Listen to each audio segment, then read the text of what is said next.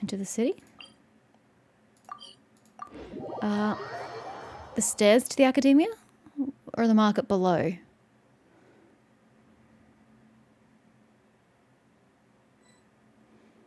Or right there. Oh, right. Didn't Collie say Sumeria City's been pretty lively lately? Are you even a little bit curious? Sounds fun to me. Right, Palmer agrees. Let's go see what's going on. For our first step, maybe start with the academia. That's where all the info is, after all. Sure.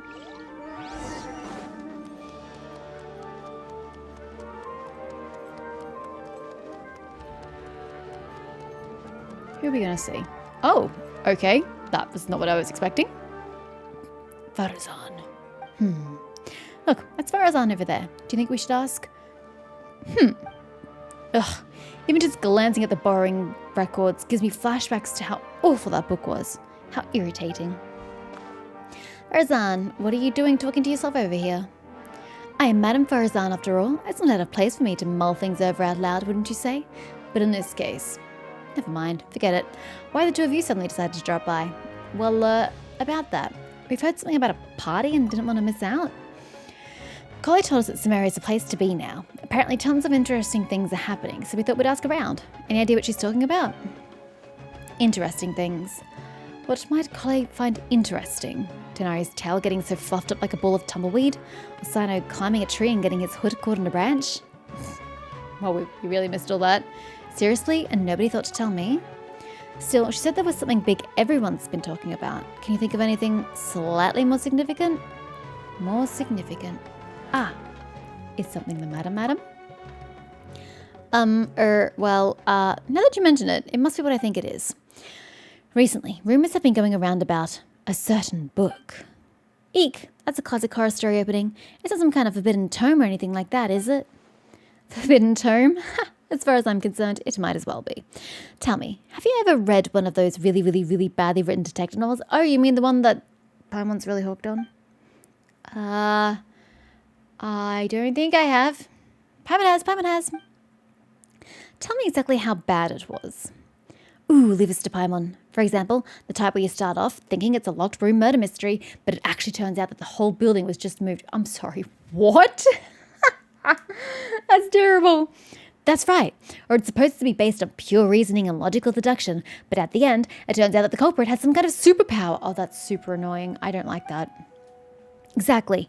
Or it starts out super serious, but in the second half, it just reveals that everyone lost their memories out of the blue. Or it's set in a mountain village in the middle of a snowstorm, and the police officer who's been portrayed as a serious figure throughout the whole story suddenly turns out to be the murderer without even the slightest hint of foreshadowing. You're both being way too specific. My apologies. I let myself get a bit carried away there for a moment. Anyway, to cut a long story short, I did borrow a book like that a few days past. So you borrowed a badly written book. But that happens to the best of us. No, that's the problem. Blizzard swept mountain villages, superpowers, police officers who turn out to be criminals. The book had it all, and more. Reading it was tantamount to torture. And despite how complicated it wasn't engaging in the slightest. But there have been all sorts of rumours circulating about this book. Because of the strange marks drawn all over the pages, people are saying that it must be concealing secrets. Do you think there's treasure involved? I'm not sure, but there must be many who believe so. Not only have more and more people been borrowing it, but they've all been specifically asking for the marked up copy. Have you borrowed it too? Yes, I have. As you well know, I am a scholar, so it's only natural to have a bit of curiosity. So just what secrets does the book at the centre of the rumours actually hold? I read through carefully from start to finish. Most of the marks are circles, but the beginning and end points of each stroke differ, as does the colour of the ink used. Most importantly, all the names of people in the book have been circled. Not only that, many of them are adapted from famous figures in Sumeria's history. Some speculate that these marks have been left by different scholars over the eras, each researching the book's secrets, each searching for a name they believed in. So why do they have to mark a book? You don't do that. It's sacrilege. It's wrong. Others believe that they are a kind of notation made by different people belonging to the same organisation, and that the names circled are their code names. Still others think that it is some kind of encryption cipher, but even after finishing it, I came no closer to uncovering the mystery. Not only was reading it a complete waste of my time, but sheer absurdity of the shoddy excuse for a plot several times over. I was so angry that I returned to the book immediately, and when I came to the House of Data today, I found lots of people skulking around. I suppose they're all still looking for that thing. No wonder you zoned out like that. Paimon's guessing you won't be borrowing any more detective novels anytime soon. Indeed. Paimon, Lunara, surely the two of you must understand how I feel. Don't worry, madam. I feel your frustration. What's the book called? We'll borrow it and take a look ourselves. It's called Reasoning Knows Not Time of Day, but Suspense Always Follows a Blizzard. You sure it's a detective novel? Sounds more like the title of a light novel. Tell me about it. Anyway, read it at your own risk. It truly is unbearably boring. Okay, search for clues nearby.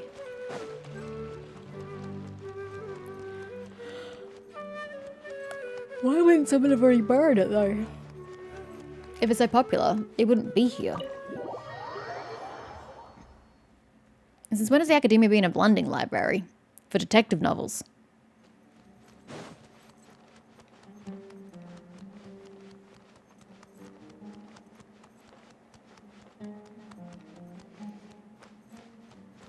Ah, stamina, you blessed curse.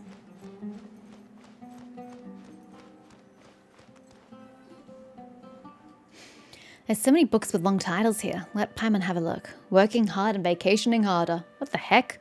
An atlas of rare rainforest-dwelling species. Professional edition. The art of the construction of coffee machines. Who exactly reads these?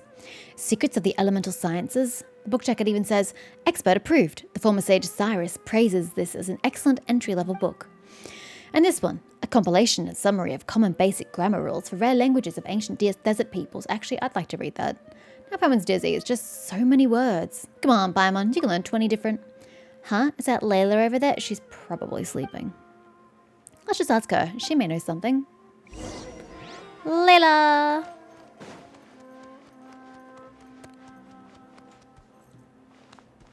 Her eyes are open. It's a good start. Lunara, Paimon, it's been so long. I'm still a bit tired. Didn't sleep well last night.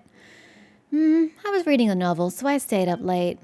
It wasn't the detective novel that everyone's been talking about, was it? The one with the super long name. Huh? Oh no, if you're talking about Reasoning Knows Not Time of Day, but Suspense Always Follows a Blizzard. It's a blizzard, dear. Oh right, yes. No, it wasn't that one. Madame Farazan said it was really dull, so I didn't borrow it. Oh, so you're not that interested in the book's secrets. I haven't even been able to keep up with my own work, even though I'm up late all the time these days. But way more people have been interested in the book than I ever imagined. 7 or 8 in a single morning. I feel like a living signboard sitting here like this. Kaveh asked me the same question, so he must be looking for it too. He was even hiding behind a ladder before, looking for something. He looked really embarrassed. Searching for something, hiding behind a ladder. He must be after Mora. It's gotta be it, so we can hurry up and pay off his debt to... Wait, no. Let's just pretend Paimon didn't say anything. Layla, you're really sleepy, right? You must be dreaming this conversation. Hee. I didn't really get it anyway, but if you say so, it's a dream. Thank you. We'll keep on looking. Okay, see you next time. And she's asleep. It's not often Layla falls asleep so quickly. Good for her. Paimon thinks we should go ask Kaveh now. If he's searching for the book, he must know something. But where is he now? Good question. But we can try hanging around where he might show up. There's a good chance he's there right now, right? You mean Al-Haytham's home? Quite possibly.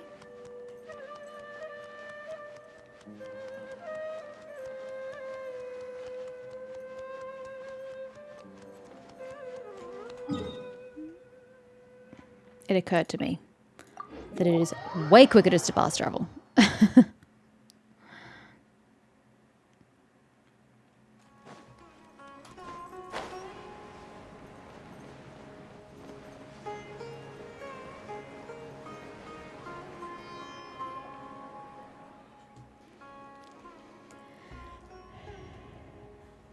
What's with that expression, Paimon?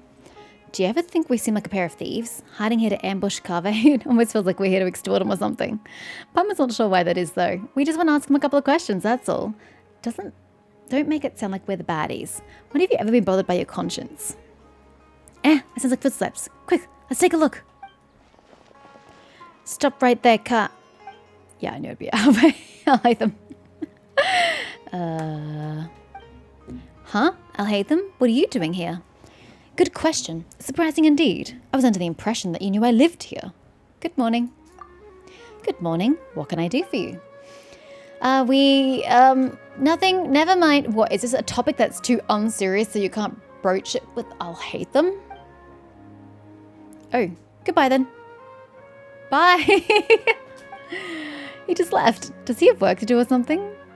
Footsteps again. They're heading towards the door. Stop right there, Kaveh. What are you two doing here? Good question. Surprising indeed. Paimon was under the impression that the only reason we'd be here was if we were looking for you. Paimon, you don't sound like yourself. Looking for a certain book by any chance? Wait, what? Here's the deal. You and Paimon pull Kaveh to one side and, in hushed tones, tell him about fuck off. That's 3 lines. How the hell was I supposed to have read it in that time? Even sight reading without reading aloud, I would not have been able to get through 3 lines like that. How was it you guys know everything? Gah, and there I was, thinking I'd been super discreet the whole time. No one should even have noticed. Come on, get real. You really think that no one knows you live here? Hey, that's not fair. Of course nobody knows except Sino, Denari, Kole, and the 2 of you, right? Friends are friends, so if they know, well, they know. Wait, why does Kole know you live here? But what if a stranger overheard us? It'd be a disaster. It might even impact my career. Anyway, about that book.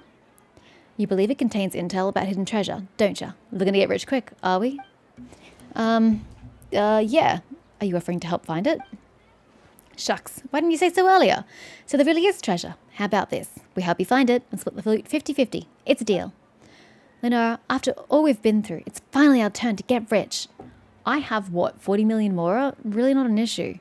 No need to keep yapping. In fact, we could have paid off Kaveh's debt 1,000 times over. I don't really know how much it's worth, but not as much more as I have. Hidden treasure. The Paimon probe's homing in on you. Huh? Hey, Paimon. Do we not need to read the book to figure out where we're going? Huh? Is that Dia? What are we doing? A roundup of all the Sumerians before we go to Natlan? Shouldn't we be doing a roundup of all the Fontanians as the last land we explored?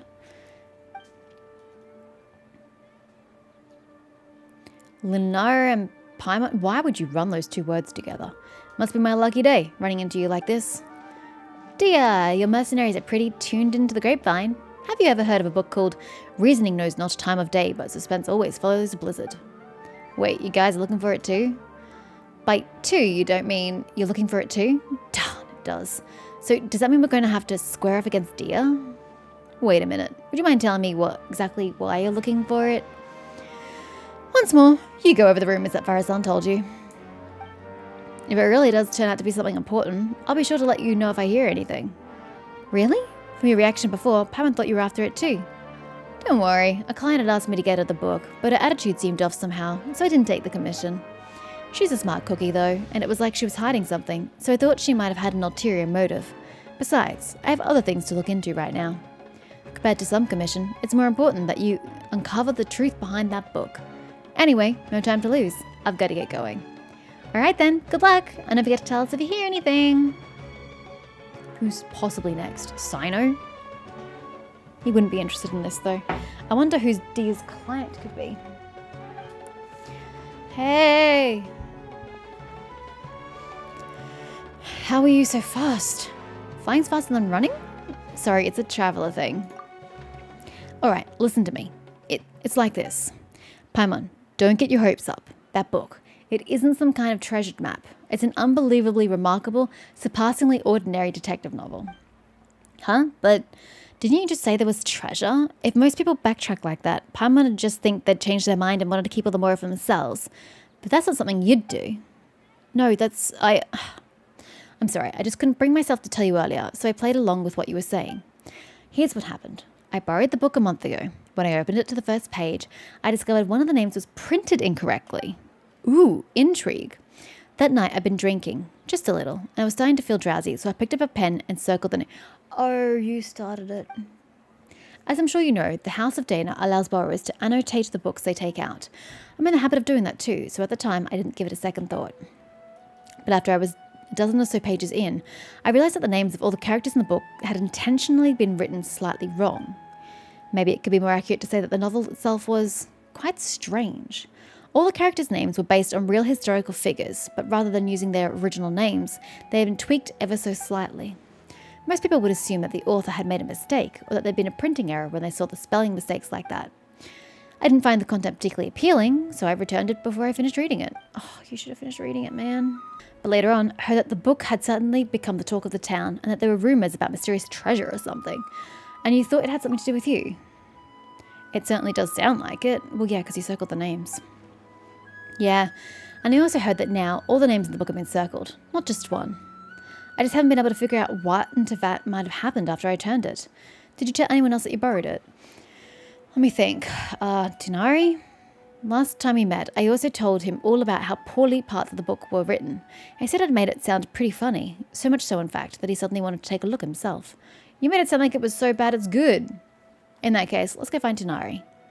That's fine with me, but I still have some work to finish up, and it's pretty urgent. How about I head back first and we can meet up later once I'm done? No problem. Hope your work goes well. Me too. Thanks. See you later then. We really are doing a roundup of Sumeru. Good lord. Sorry, I've just loaded in. This is a very strange place for me to be standing. Okay, we're gonna go see Tinari.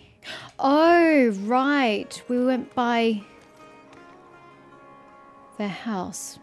Oh, we had a cutscene and it threw me out here. Okay, that makes more sense. I was so confused. Whew. Is there a quest here? Why is it screaming at me?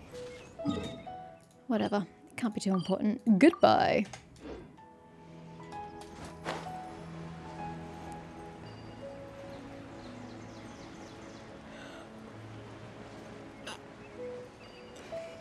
I mean, honestly, speaking of Tignani, which should have been my first port of call. Because didn't Collei specifically reference him in regards to her big news?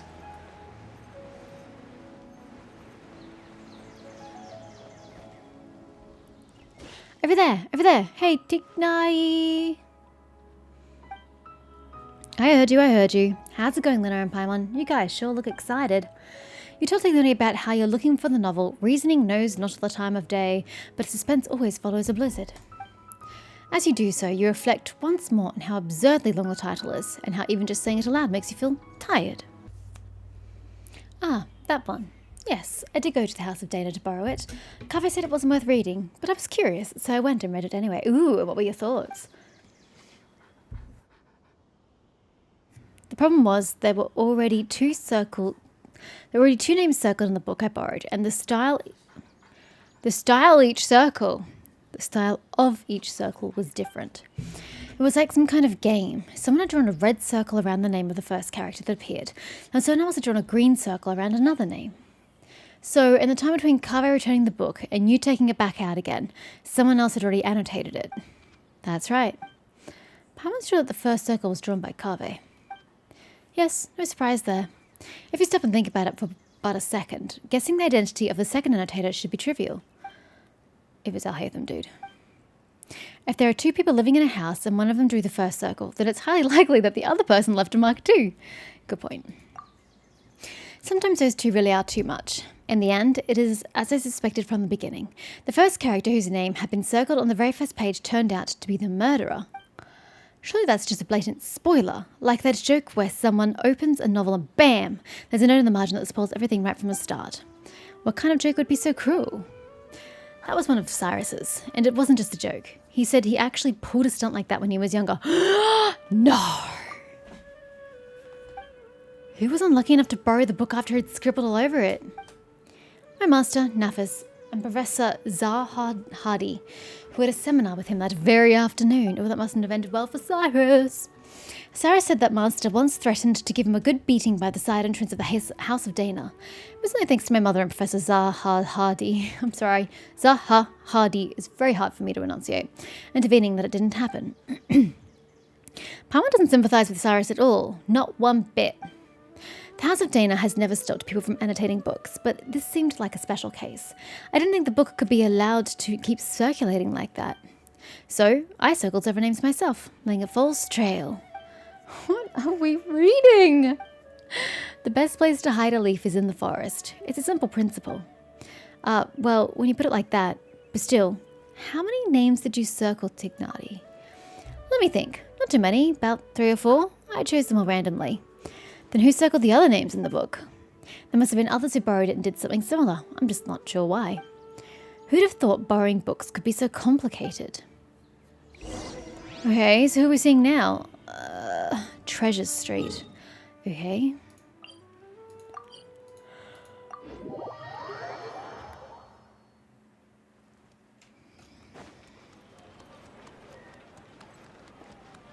Catherine, have you done a spot of light reading recently?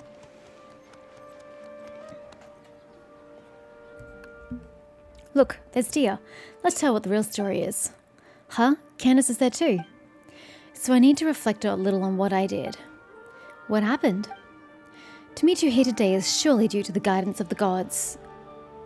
I think it's overstating that a little, but sure. Greetings. Candace, is this a personal trip? Today's trip to the city is to buy provisions for the people of our village, as well as help Miss Sataria deliver a message to the sages of the academia while I'm here. On the way, I happened to see Dia sitting in the cafe looking down, so I came over to chat with her. Don't worry, it's nothing serious. It's just that I suddenly remembered a few details about that book after talking with you.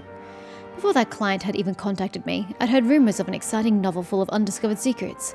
Out of curiosity, I asked Sana to take it out for me. As a desert dweller and a mercenary to boot, the idea of solving a mysterious treasure map is pretty exciting. Paimon totally gets that. We inherited our custom of searching for the gold and wisdom in the sands from the gods themselves. But that book turned out to be as dry as dust. A bunch of names had been circled, but I still couldn't figure out what the puzzle was supposed to be despite reading the whole thing through carefully start to finish.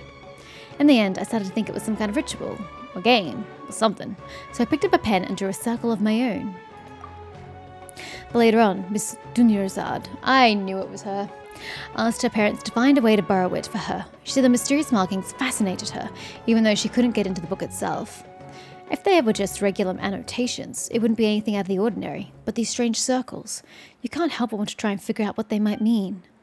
That's true. So dear, what you're reflecting on is having accidentally interfered with other people's reading experiences. Is that correct? Wait, hold on a second. Why did you tell Candace? She's a warrior, you know? Sometimes she has to interrogate criminals and other things like that too. Everyone recognizes that her job is sacred, so when we need to think over what we've done wrong, we'll talk to her about it. Please don't be too surprised, my dear Lunara. To me, listening to other people's mistakes is just another way of protecting them. By speaking of your own mistakes and hearing sincere advice in return, improvement will come over time. That's the way we do things. But all she did was draw a circle, and it's not like she was deliberately trying to mess with anyone. Besides? You mean besides? Everyone agrees that the book itself is just bad. Don't worry about it, dear. That's true. I was just telling Candace how bizarre it is. Be that as it may, it doesn't change the fact that it just ain't right to mess... Ain't? Why is Candace using the word ain't? To mess with someone else's enjoyment of a book. That's the bottom line. Anyway, dear, please have faith that the gods will forgive your transgression. Jesus, are you religious much? 3 times in the one conversation you've brought up the will of the gods. Let it lie, woman. Besides, you told me about a part of the story where one of the suspects in the case ended up crawling out of the village on his hands and knees, and he was named Al-Amal. That's right. The detective in the book argued that he must have leapt across the broken bridge like a frog. Of course, you find out later on his conjecture was totally... You find out later... Oh, later on. Right. You find out later on his conjecture was totally off base. Why is that? Because it turns out that Al-Amal has a superpower, so he could... That's the superpower she was mentioning. So he can float right across the broken bridge. What the heck is that book even about? It sounds completely ludicrous. Al-Amal. It's simply too reminiscent of the good name of King Dashrath, don't you think? Though considering how transgressive this book sounds, I don't think it's worth overthinking it. You're right. You know, I can't help but wonder what our friends at the Temple of Silence would say if they somehow got their hands on this book. I'm sure those sages would be able to unpack interesting ideas from the text we ordinary people could scarce dream of.